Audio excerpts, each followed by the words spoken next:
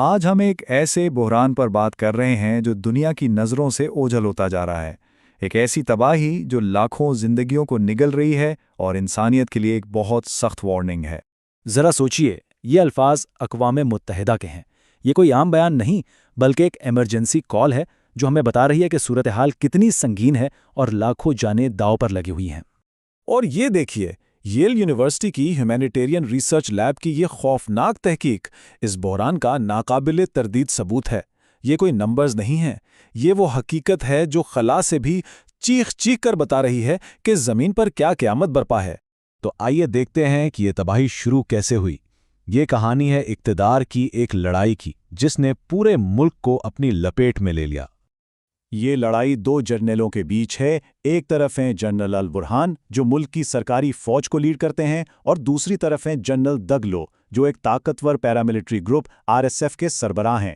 ستم ظریفی یہ ہے کہ ان دونوں نے کبھی مل کر اقتدار پر قبضہ کیا تھا، لیکن اپریل 2023 سے یہ ایک دوسرے کے خون کے پیاسے ہیں۔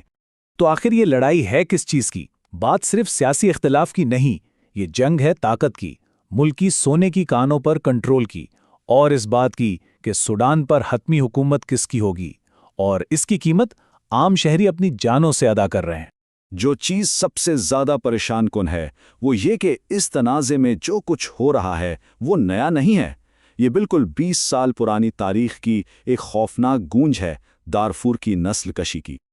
آج کے بحران کو سمجھنے کے لیے ہمیں 2000 کے دہائی میں واپس جانا ہوگا، جب دارفور میں غیر عرب قبائل کے خلاف جنجاوید ملیشیا بنائی گئی جس نے 3 لاکھ لوگوں کو مار ڈالا، اور آج RSF کی قیادت کرنے والا جنرل دگلو اس وقت بھی اسی قتل عام میں ملوث تھا۔ تاریخ خود کو دہرا رہی ہے، وہی لوگ، وہی حربے۔ یہ سمجھنا بہت ضروری ہے کہ RSF کوئی نئی تنظیم نہیں ہے، یہ دراصل اسی بدنام زمانہ جنجاوید ملیشیا کا نیا نام ہے۔ نام بدلا، یونیفارم بدلی، لیکن کمانڈرز، جنگجو اور ان کا نسل پرستی پر مبنی نظریہ وہ سب کچھ وہی ہے۔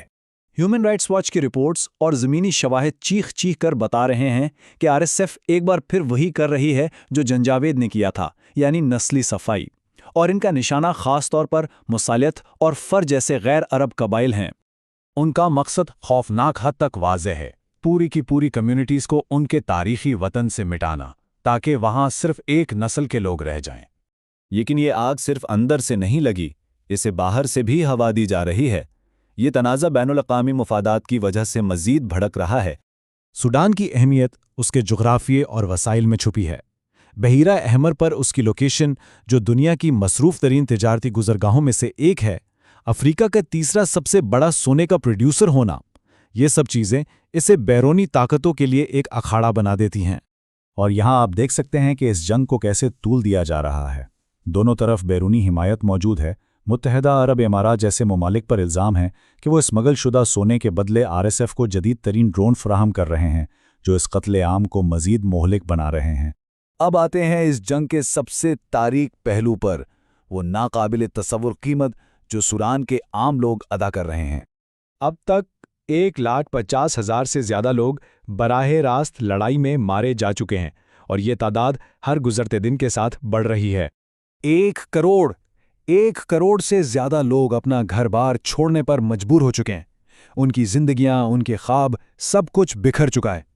یعنی ملک کی آدھی سے زیادہ آبادی، 3 کروڑ لوگ، اب صرف اس امداد پر زندہ ہیں جو ان تک پہنچ ہی نہیں رہی ہے۔ اصل میں تشدد سے بھی بڑا قاتل اب بھوک اور بیماری بن چکی ہے۔ جنگ کو ایک ہتھیار کے طور پر استعمال کیا جا رہا ہے، امدادی قافلوں کو روک کر پوری آبادی کو بھوک سے مارا جا رہا ہے۔ اور عالمی رد عمل وہ تباہ کن حد تک ناکافی ہے۔ اقوام متحدہ نے $4.2 ارب مانگے تھے، لیکن اس کا صرف 1/3 حصہ ہی مل سکا۔ اور پناہ گزینوں کی مدد کے لیے جو فنڈز چاہیے ان میں 65% کی کمی ہے۔ یہ اعداد و شمار اصل میں لاکھوں لوگوں کے لیے موت کا پروانہ ہے۔ تو اب سب سے بڑا سوال یہ ہے کہ آگے کیا ہوگا؟